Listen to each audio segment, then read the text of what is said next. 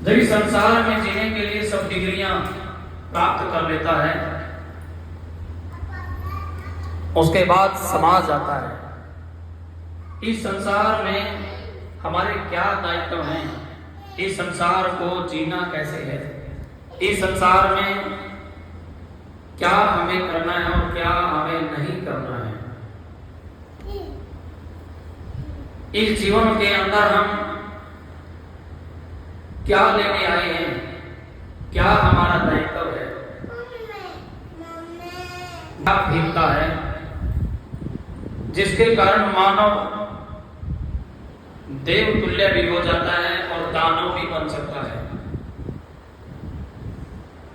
उस जीवन को सफल करने के लिए, उस जीवन में हमें किन चीजों की प्राप्ति करके, किन चीजों को छोड़कर हम अपने जीवन की ख्याति उपलब्धि को प्राप्त कर सकते हैं और एक जीवन में अद्भुत और अच्छा पति और अच्छी पत्नी कैसे बन सकते हैं, इस जीवन को आनंदमय कैसे बना सकते हैं और अंतिम समय पे इस संसार का सारा सुख होकर जिसके चरणों से हमने जन्म लिया था उन्हीं के पास वापिस जाना है और किन कर्मों के करने से उस परमात्मा के पावन श्री चरणों में हम पहुंच सकते हैं। इन सभी का माध्यम है गुरु। एक अच्छे गुरु की शरण मिलने से आप जीवन की बड़ी से बड़ी ख्याति को प्राप्त कर सकते हैं। आप अपने जीवन के दुख के पहरों से निकलकर उस बुरे समय को भी आनंद से निकाल सकते हैं। ऐसा केवल संभव गुरु के कारण है। आज वो दिन है जिस दिन हम अपने जीवन के अंदर एक गुरु की शरण लेकर अपने जीवन को परमात्मा तक जोड़ सकते हैं। किन ऐसे कार्यों को करने से हमें जीवन का सुख प्राप्त हो पाए। एक समय पर हमारे पास धन भी ना हो और हम इतने कमजोर हो कि हमें किसी का सहारा भी ना हो, उस समय में केवल गुरु ही एक ऐसा सहारा होता है जो सदैव हमें वहां से निकलने की शिक्षा देता है कि घबराने की जरूरत नहीं है। आप इस जरिए से, इस मोड़ से, इस दुख के समय से आप इस काम से निकल सकते हैं।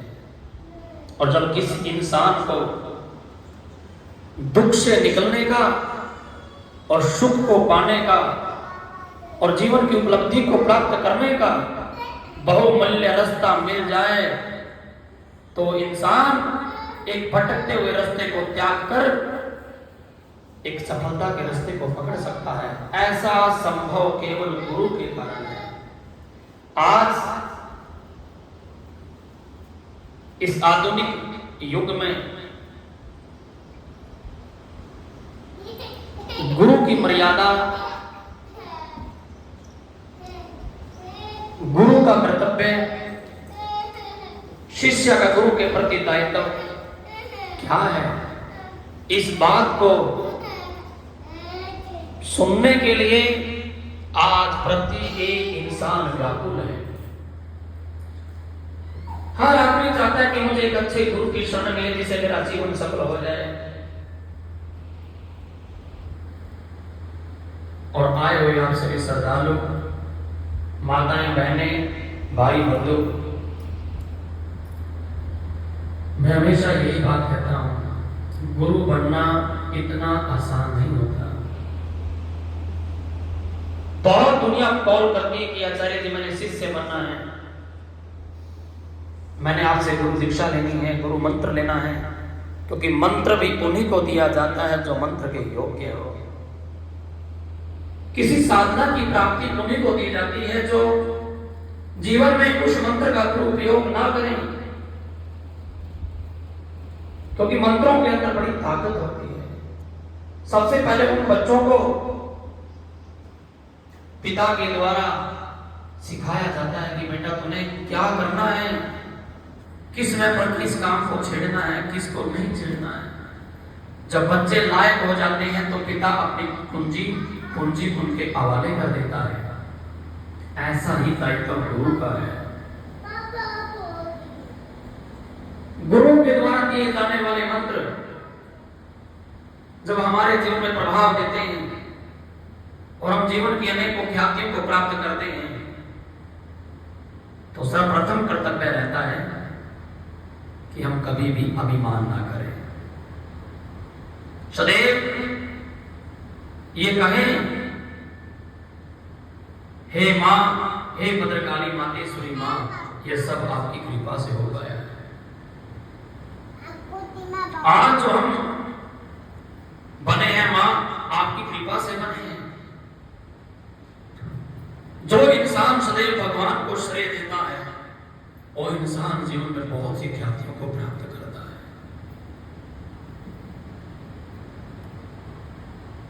गुरु मंत्र के नियम हैं, वो सभी पर ध्यान से सुनेंगे। आज इस गुरु मंत्र को लेने के लिए आप लोग आए हैं। इस गुरु मंत्र का सर्वप्रथम नियम है, जिस माता पिता ने तुम्हें जन्म दिया है, जिस माँ पिता ने तुम्हें जन्म दिया है, गुरु मंत्र लेने से पहले ध्यान पूर्वक सुनेंगे, उसके बाद गुरु मंत्र दिया जाएगा। जो ऐसा कर पाते हैं वो गुरु मंत्र लेके जाना, जो ऐसा नहीं कर पाते हैं वो गुरु मंत्र मत लेके जाना। वो गुरु का अनादर है, क्योंकि जीवन में यदि कुछ पाना है तो कुछ खोना भी पड़ता है। पाने के लिए इंसान को जीवन में अपने समय को भी देना पड़ता है। गुरु मंत्र का प्रथम नियम है कि सायंकाल सोने से पहले 10 मिनट, कम से कम 10 मिनट अपने माता पिता की सेवा करना। जिस माँ बाप ने जन्म दिया है वो साक्षात भगवान है, उनकी सेवा करना हमारा प्रथम कर्तव्य है। क्योंकि जब तुम अपने माँ बाप की सेवा करोगे, माँ बाप की आत्मा तुम्हें दुआ देगी और वो गुरु मंत्र एक बहुत तेज गति से आपके जीवन में काम करेगा। प्रथम नियम है अपने माता पिता की 10 मिनट कम से कम, कंपलसरी है हमारी तरफ से 10 मिनट हर रोज समय देना है। यदि हम माता पिता से दूर रहते हो, ड्यूटी में रहते हो, माता पिता गांव में रहते हो, हम हर रोज उनसे ना मिल सकते हो, ऐसी उपस्थिति में, ऐसी परिस्थिति में यदि नजदीक ड्यूटी है तो एक हफ्ते में एक बार अपने बच्चों को लेकर अपने माँ बाप के पास जरूर जाएं। हफ्ते में नहीं जा सकते, एक महीने में अपने बच्चों को अपने दादा दादी के पास लेकर जाएं, उनके साथ उनको खेलने का अवसर दें, ताकि बच्चों के अंदर गुणसूत्र तुम्हारे परिवार के उपस्थित रहे। वो जब ही हो पाएंगे जो अपने दादा दादी के साथ खेलेंगे तो माता पिता के साथ मिलेंगे। दूसरा नियम है, शनिवार को जब तक इस संसार में रहेंगे, शनिवार को आप कटिंग नहीं करा सकते। बाकी दिन जैसे मंगलवार होता है उसमें नहीं करते। मां काली का जो स्थान है यहाँ शनिवार का प्रयोग दिया जाता है कि शनिवार को आपने कटिंग नहीं करानी है, सिर की कटिंग नहीं करानी है और नखून नहीं काटने हैं। सेविंग कर सकते हैं, जो ड्यूटी पे हैं जिनकी आवश्यकता है भी आवश्यक है करना तो वो कर सकते हैं, जो बहनें माताएं हैं वो अपने सिर के बालों को नहीं काटेगी, अपने सिर के बालों को लंबे रखेंगे, नहीं काटने देंगे। कि कोई आवश्यक है तो 1 वर्ष में 1 बार अपने सिर के बालों की किसी प्रकार से भी दिक्कत आई हुई है तो ठीक करा सकती है, शौक में नहीं, वो भी शनिवार को छोड़ दे। चौथा नंबर, अपने घर में प्रतिदिन सुबह जो भोजन बनाना है, बिना नहाए भोजन नहीं बनाना है। अपने घर की रसोई में नहा धोकर रसोई में जाना है और सर्वप्रथम रोटी गौ माता की निकालनी है।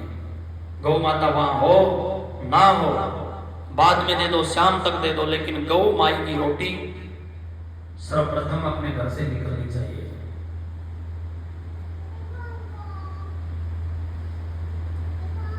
इसके अलावा जो गुरु मंत्र दिया जाएगा आप सुबह शाम भी कर सकते हैं, टाइम नहीं है शाम भी कर सकते हैं, एक टाइम सुबह भी कर सकते हैं। टाइम है, फ्री है, सभी को काउंटर दिए जाएंगे ताकि कोई दिक्कत आप लोगों को जाप करने में ना आए। आप हर पल हर मिनट में भी कर सकते हैं, पूरा दिन काम करते करते भी कर सकते हैं। इसके अलावा शनिवार को शुद्धि रखनी है, केवल शनिवार को शुद्धि रखनी है और शनिवार को लहसुन प्याज का परहेज करना, केवल 1 दिन हफ्ते में। ये नियम रहेंगे गुरु मंत्र के, क्योंकि जब ही जाकर गुरु मंत्र अपना काम करता है जब हम नियम का पालन करते हैं। इसके अलावा अपने घर में नहा धोकर जब ड्यूटी जाते हो, अपने काम जाते हो तो मस्तक पर तिलक लगाना है, सिर पर छोटी सी चौकी रखनी है, भय और शर्म से निकलना है। किसी भी धर्म में तुम्हारा जन्म हुआ है, सर्वप्रथम धर्म के नियम फॉलो करने होते हैं, जब जाके तुम उस धर्म के व्यक्ति हो। किसी भी धर्म में आप बात करके देखेंगे, प्रत्येक धर्म में जब वो नियम को फॉलो करता है तो उस धर्म का पालक है, अन्यथा उस धर्म को उसका कोई लेन देन नहीं है। इसके अलावा कोई ज्यादा डिफिकल्ट, कोई ज्यादा तंग करने वाले हमारे नियम नहीं है।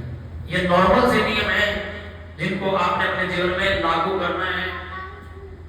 और अपने बच्चों के जन्मदिन पर, जब अपने बच्चों के जन्मदिन आते हैं उस दिन आप लोगों ने एक वृक्ष लगाना है, ताकि अगले आने वाली पीढ़ी सुरक्षित हो पाए,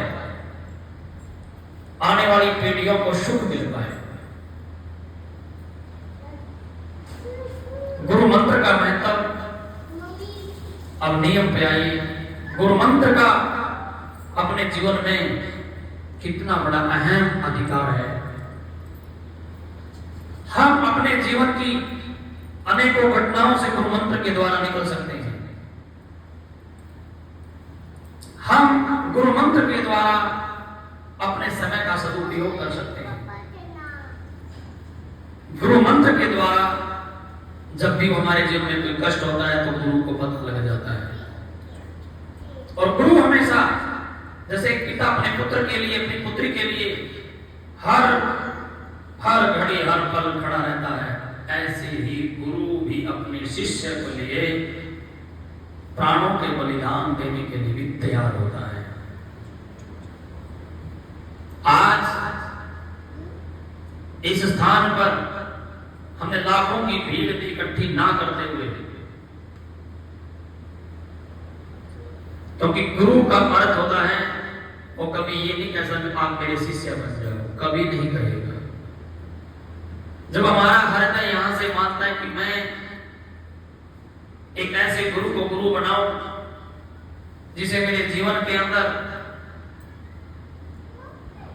कुछ और भक्ति जुड़ जाए, कुछ और कर्म जुड़ जाए, जिन कर्मों के करने से मेरे बच्चों तक भी सुख प्राप्त हो जाए, मेरे जीवन से बुरी आदत छूट जाए। जब फ्री टाइम रहते हैं तो उस टाइम गुरु मंत्र का जाप करो, ताकि वो दिन आपका मंगलमय हो जाए। और जब हम जाप अपने जीवन में उस मंत्र का करेंगे, आप अपने जीवन को एक उपयोगशाली जीवन, महत्वपूर्ण जीवन में,